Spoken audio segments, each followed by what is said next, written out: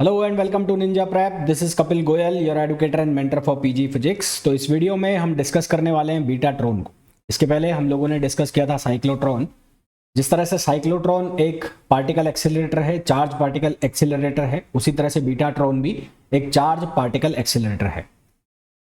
जब साइक्लोट्रॉन हमारे पास है तो बीटाट्रॉन की हमें ज़रूरत क्यों पड़ी? तो उसका रीज़न है, उसका कारण है कि साइक्लोट्रॉन जब हमने पढ़ा था तो हमने वहाँ ये डिस्कस किया था कि जो साइक्लोट्रॉन है वो केवल हैवी पार्टिकल्स के लिए यूज होता है, जैसे कि प्रोटॉन, जैसे कि अल्फा पार्टिकल। यदि वहाँ पर हम इलेक्ट्रॉन का यूज़ करते हैं तो इलेक्ट्रॉन एक लाइट पार्टिकल है, और क्योंकि साइक्लोट्रॉन से स्पीड एकदम से बढ़ती है, तो स्पीड एकदम से बढ़ेगी तो जो रिलेटिविस्टिक मास होता है, रिलेटिविस्टिक मास जो हम पढ़ते हैं m equals to m not upon under root 1 minus V square upon C square. तो वेलोसिटी बढ़ेगी तो रिलेटिविस्टिक मास के कारण जो मास है इलेक्ट्रॉन का वो भी क्या होगा, इंक्रीज होने लग जाएगा। तो इस वजह से जो साइक्लोट्रॉन है उसमें हम लाइट पार्टिकल्स का यूज नहीं करते हैं। तो उसके लिए हमने क्या बनाया, बीटाट्रॉन। तो बीटाट्रॉन जो है उसका यूज भी किसके लिए किया जा रहा है? पार्टिकल को एक्सेलरेट करने के लिए किया जा रहा है। और जो पार्टिकल एक्सेलरेट किया जा रहा है वो कौन से पार्टिकल है? लाइट पार्टिकल्स है ना। तो पहली चीज तो ये हो गई कि बीटाट्रॉन जो है, betatron is used to accelerate. Betatron is used to accelerate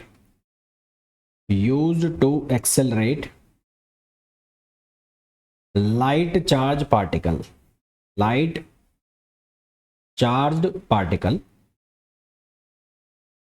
as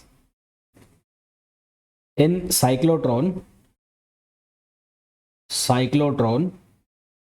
due to increase in velocity,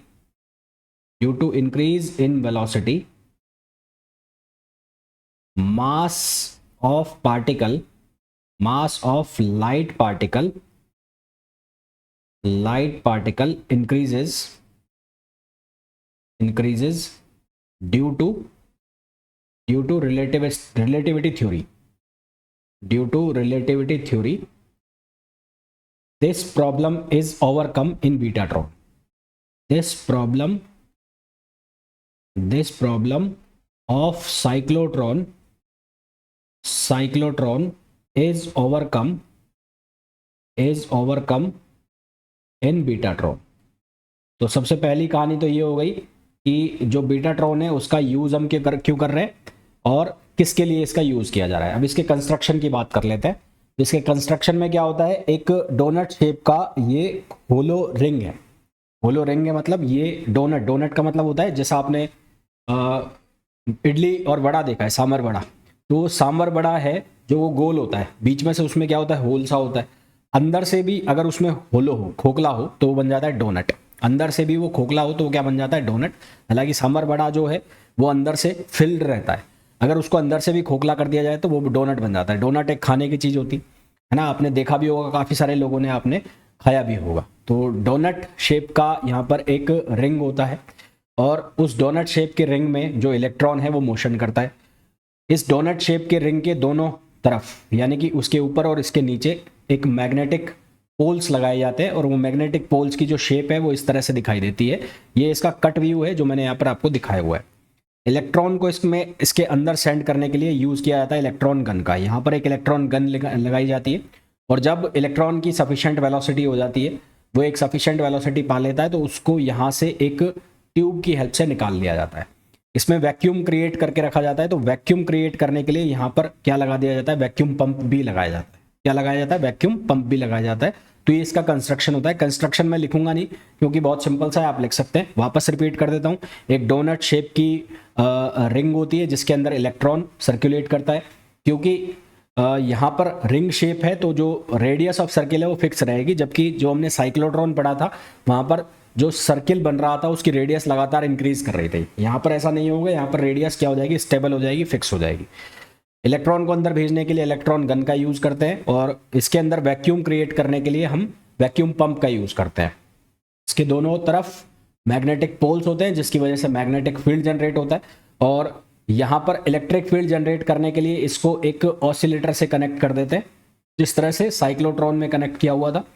oscillator जो है वो ऑसिलेटर जो ऑल्टरनेटिंग करंट जनरेट करेगा तो उसकी वजह से इसके पोल्स लगातार चेंज होंगे, यानी कि पोलरिटी लगातार चेंज होगी, पोलरिटी लगातार चेंज होगी तो इलेक्ट्रिक फील्ड भी लगातार चेंज होगा। तो ये इसका कंस्ट्रक्शन है। अब बात कर लेते हैं कि इसका प्रिंसिपल क्या है और उसके बाद इसकी वर्किंग किस तरह से होगी, उसके बारे में हम डिस्कशन कर लेते हैं। सबसे पहले इसका बेसिक प्रिंसिपल की अगर हम बात करें तो बेसिक प्रिंसिपल जो है इसका वो क्या होगा कि बीटाट्रॉन जो है वो ईएमआई के प्रिंसिपल पर काम करता है, यानी कि इलेक्ट्रोमैग्नेटिक इफेक्ट, इलेक्ट्रोमैग्नेटिक इंडक्शन जो है वो उस प्रिंसिपल पर काम करता है। तो बेसिक प्रिंसिपल ऑफ बीटाट्रॉन जो है मैंने आपको बताया कि is to accelerate electrons in stable orbit. हमने अभी बात की कि ऑर्बिट जो है जिस सर्किल में चक्कर लगाएगा उसकी रेडियस स्टेबल रहेगी, तो स्टेबल ऑर्बिट में एक्सेलरेट कराता है। और किसके एप्लीकेशन से? ऑल्टरनेटिंग मैग्नेटिक फील्ड, और जिसको हम कहते हैं इंडक्शन फील्ड। तो इंडक्शन फील्ड यानी कि ईएमआई के प्रिंसिपल पर ये काम कर रहा है। तो मैं यहाँ लिख देता हूँ प्रिंसिपल, तो it works on principle of electromagnetic induction, principle of EMI. EMI का मतलब होता है इलेक्ट्रोमैग्नेटिक इंडक्शन। ईएमआई का मतलब क्या होता है? Electromagnetic induction. तो ये इलेक्ट्रोमैग्नेटिक इंडक्शन के प्रिंसिपल पर काम करता है, ठीक। अच्छा, दूसरा क्या काम कर रहा है? ये एक्सेलरेट कर रहा है इलेक्ट्रॉन को एक स्टेबल ऑर्बिट के अंदर। It accelerates electron into a stable orbit, into a orbit of stable radius, into a orbit of stable radius. एक स्टेबल रेडियस के ऑर्बिट में ये इलेक्ट्रॉन को क्या कर रहा है? एक्सेलरेट कर रहा है ना। यहां तक समझ में आ गया होगा। द इंडक्शन जो होता है वो field mainly produces two effect. तो जो ईएमआई का प्रिंसिपल है यानी कि जो इंडक्शन हो रहा है ये जनरली दो इफेक्ट जनरेट करता है। कौन कौन से? पहला तो क्या करेगा ये? The increasing magnetic flux, magnetic flux जैसे जैसे इंक्रीज करेगा तो वो प्रोड्यूस करेगा इलेक्ट्रोमैग्नेटिक फोर्स, ईएमएफ प्रोड्यूस करेगा, that accelerates the electron along their orbit, जो इलेक्ट्रॉन को एक्सेलरेट करेगा उस ऑर्बिट में घूमने के लिए, और उससे क्या होगी? उसकी एनर्जी इंक्रीज होगी और ऑर्बिटल रिवॉल्यूशन उसका क्या होगा? बढ़ेगा। ये तो है पहला जो इफेक्ट है जो जनरेट होगा ईएमआई से। दूसरा होगा मैग्नेटिक फील्ड जो है वो वेरी करेगा। मैग्नेटिक फील्ड, इलेक्ट्रॉन ऑर्बिट ऐसे है और मैग्नेटिक फील्ड उसके परपेंडिकुलरली क्या करेगा? वेरी करेगा। और मैग्नेटिक फील्ड उसके परपेंडिकुलरली वेरी करेगा तो ये क्या प्रोवाइड कराएगा? ये एक स्टेबल ऑर्बिट प्रोवाइड कराएगा। किसको? इलेक्ट्रॉन को, है ना। स्टेबल ऑर्बिट का मतलब है जो कांस्टेंट रेडियस है वो प्रोवाइड कराएगा। तो इंडक्शन, तो the induction field mainly produces two effect. The induction field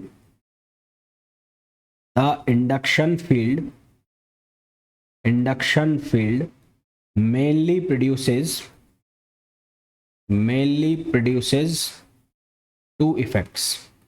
ये मेनली टू इफेक्ट्स प्रोड्यूस कर रहा है। पहला इफेक्ट क्या प्रोड्यूस कर रहा है? पहला इफेक्ट प्रोड्यूस कर रहा है increasing magnetic flux. Magnetic flux change होगा तो उससे सीधी सी बात है क्या जनरेट होगा? ईएमएफ जनरेट होगा, और वो ईएमएफ जनरेट होगा तो उससे क्या होगा? इलेक्ट्रॉन और एक्सेलरेट करेंगे कहाँ पर? ऑर्बिट के अंदर, जिससे उसकी एनर्जी इंक्रीज होगी, ऑर्बिटल रिवॉल्यूशन इंक्रीज होगा। तो due to change in magnetic flux, change in the magnetic flux, EMF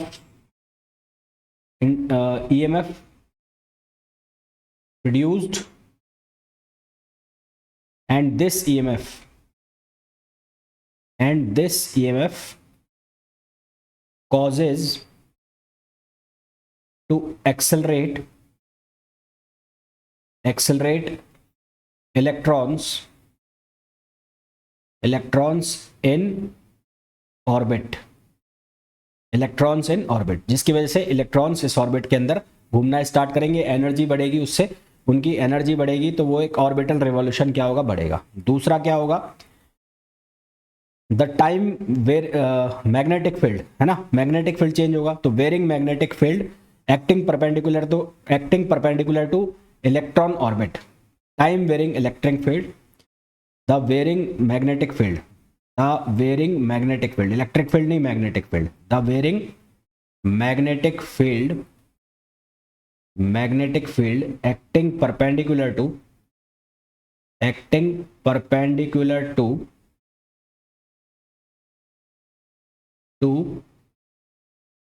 किसके परपेंडिकुलर है, ये परपेंडिकुलर है इलेक्ट्रॉन ऑर्बिट के, perpendicular to electron orbit, electron orbit के क्या है, परपेंडिकुलर है। Simultaneously constraint the electrons move in circular trajectory of constant radius, simultaneously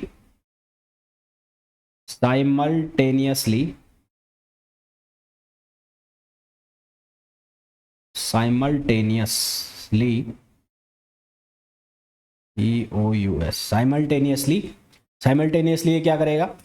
ये क्या करेगा, कंस्ट्रेंट करेगा इलेक्ट्रॉन को to move in a circular trajectory, simultaneously constraint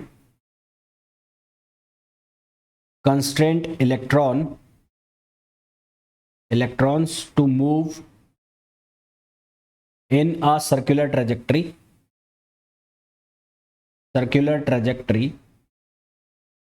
move in a circular trajectory of constant radius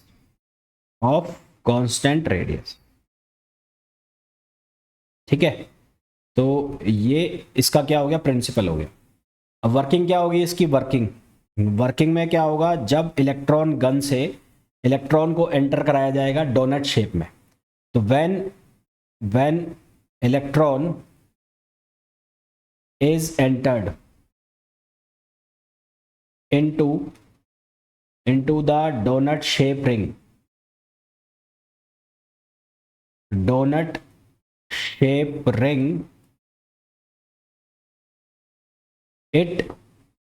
ये क्या करेगा, जब डोनट शेप रिंग के अंदर ये एंटर करेगा तो ये क्या करेगा, सर्कुलर पाथ लेगा, ठीक है। तो it takes a circular path.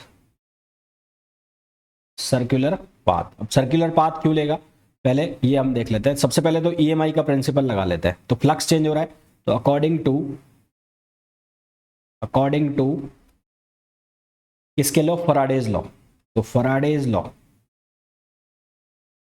Faraday's law यहां लगाना है। तो फैराडेज लॉ के अकॉर्डिंग EMF को हम लिखते हैं एप्सिलॉन से, ये बराबर होगा -d∅/dt। ये किसके बराबर हो गया, ये EMF की वैल्यू हो गई। तो EMF किसके बराबर हो गया, -d∅/dt, ये EMF हो गया। अब जब ये सर्किल में घूमेगा तो इसके ऊपर एक काम होगा, है ना, ये काम करेगा, सर्किल के अंदर चलेगा। तो व्हेन यहां लिख देता हूं मैं, when electron moves in a circle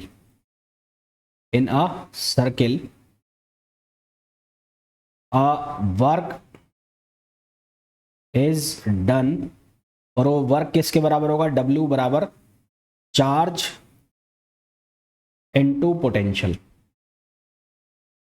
और जो पोटेंशियल है वो किसके बराबर होगा, EMF के बराबर होगा। तो यहां से मैं EMF की वैल्यू यहां पर सब्सटीट्यूट कर दूंगा। तो W बराबर चार्ज की वैल्यू क्या है, E, और यहाँ पर माइनस है, तो ये कितना बन जाएगा, -d∅/dt। इसको लिख लिया मैंने इक्वेशन फर्स्ट। अब जब ये एक सर्किल में आ रहा है, तो ऐसे सर्किल बन रहा है, इस तरह से एक सर्किल बन रहा है जो मैं यहाँ बना रहा हूँ। तो एक सर्किल बना हुआ है ये। तो यहाँ पर मान लो ये चार्ज पार्टिकल है, तो ये चार्ज पार्टिकल ऐसे मोशन कर रहा है, तो ये इसकी वेलोसिटी हो गई, और मैग्नेटिक फील्ड इसको ऐसे मिल गया। तो मैग्नेटिक फील्ड इसको ऐसे मिल गया, तो यहाँ पर मैग्नेटिक फोर्स इस तरह से जाएगा, ये मैग्नेटिक फोर्स हो गया, ठीक है, ये मैग्नेटिक फोर्स हो गया। तो मैग्नेटिक फोर्स, ये अगर मैग्नेटिक फील्ड है तो मैग्नेटिक फोर्स किसके बराबर हो गया, QVB के बराबर हो गया। बट Q इज E का मतलब क्या है, इलेक्ट्रॉन। तो जो फोर्स है उसकी वैल्यू क्या हो जाएगी, चेंज हो जाएगी, फिर फोर्स की जो डायरेक्शन है वो चेंज हो जाएगी। तो F इक्वल्स टू क्या हो जाएगा, ये हो जाएगा EVB। F की वैल्यू क्या हो जाएगी, EVB। अब इस टेंजेंशियल फोर्स की वजह से फोर्स जो लगेगा वो टेंजेंशियल लगेगा, परपेंडिकुलर रहेगा। तो इस फोर्स की वजह से क्या होगा कि ये एक सर्किल में घूमेगा, और सर्किल में घूमेगा तो ये फोर्स क्या करेगा, एक काम करेगा इसके ऊपर। तो work done due to force. तो फोर्स की वजह से वर्क डन निकालना है। तो वर्क डन क्या होगा, force into displacement, force into distance कर रहा हूं मैं यहाँ पर, फोर्स इनटू डिस्टेंस, ठीक है, फोर्स इनटू डिस्टेंस। तो फोर्स की वैल्यू F है, और डिस्टेंस जो है एक सर्किल में चक्कर मारेगा तो कितना लिख दूंगा, 2πr। तो ये कितना हो जाएगा f इंटू 2πr। तो ये हो गई इक्वेशन सेकंड। तो यहाँ इक्वेशन 1 और सेकंड दोनों किसको वैल्यू दे रहे हैं, वर्क की वैल्यू दे रहे हैं। तो 1 को किसके इक्वल कर दो, 2 के इक्वल कर दो। तो 1 को 2 के इक्वल करोगे तो यहाँ से बनेगा minus E D phi over D T, और ये वैल्यू क्या बन जाएगी, ये बन जाएगी f इंटू 2πr। तो यहाँ से f की वैल्यू क्या बनेगी, माइनस ई ओवर 2πr, और ये क्या रहेगा, ये रहेगा D phi over D T. तो इसको मैं लिख दूंगा इक्वेशन नंबर 3। ठीक है। अब क्योंकि एक सर्किल में चल रहा है, तो since it is moving in a circle, since it is moving in a circle, ये किस में, सर्किल में है, मूविंग इन अ सर्किल। तो अगर ये सर्किल में है तो यहाँ से हम लिख सकते हैं E V B equals to किसके बराबर होगा, M V square upon R. M V square upon R के बराबर होगा तो यहाँ से एम वी की वैल्यू कितनी आ जाएगी, ई बी आर, ये वैल्यू आ जाएगी। अब मैं इसको डिफरेंशिएट कर दूंगा विद रेस्पेक्ट टू टाइम। तो इसको यदि टाइम के रेस्पेक्ट में डिफरेंशिएट कर दें, ऐसा लिख दें, तो ये क्या बन जाएगा, ये बन जाएगा E R D B upon D T, ये बन गया। तो हमें पता है according to second law, Newton second law, according to Newton second law, Newton का जो सेकेंड लॉ है उसके according force equals to rate of change of momentum. तो ये फोर्स बन गया, तो यहाँ से फोर्स बन गया, तो ये बन जाएगा कितना, F equals to E R D B upon D T. और हमारे पास पहले जो वैल्यू आई है वो कितनी आई है, minus E upon 2πr D phi upon D T, ये 3 हो गया, इसको मैं लिख देता हूँ 4। तो अब यहाँ 3 और 4 दोनों किसकी वैल्यू दे रहे हैं, फोर्स की। तो 3 को इक्वेट कर दोगे किसके, 4 के। मैग्नीट्यूड में करना है, सिर्फ किस में करना है, मैग्नीट्यूड में। तो मैग्नीट्यूड दोनों के बराबर कर दो, F इक्वल्स टू F। तो यहाँ से क्या लिखोगे, ये लिखोगे E R D B upon D T, और इधर से क्या लिखोगे, ई अपॉन 2πr, और ये D phi upon D T. तो यहाँ से क्या कैंसिल हो रहा है, यहाँ से ई कैंसिल हो गया। तो हमारे पास क्या बन रहा है, यहाँ से बन रहा है D phi over D T equals to, ये बन रहा है कितना, 2πr square, 2πr square D B upon D T. और इसको जब हम इंटीग्रेट करेंगे तो आफ्टर इंटीग्रेशन, तो इंटीग्रेशन के बाद ये क्या मिलेगा, फाई इक्वल्स टू, यहाँ से मिलेगा 2πr square B, phi equals to 2πr square B. और इसको हम कहते हैं कंडीशन ऑफ बीटाट्रॉन, इसको हम कहते हैं कंडीशन ऑफ बीटाट्रॉन, इसको हम कहते हैं कंडीशन ऑफ बीटाट्रॉन। ठीक है। तो ये आपको डिफाइन करना होता है कि इसके अंदर, बीटाट्रॉन के अंदर ये कंडीशन हमें बनानी होती है। और आई होप जो मैंने यहाँ कंडीशन बनाई है वो किस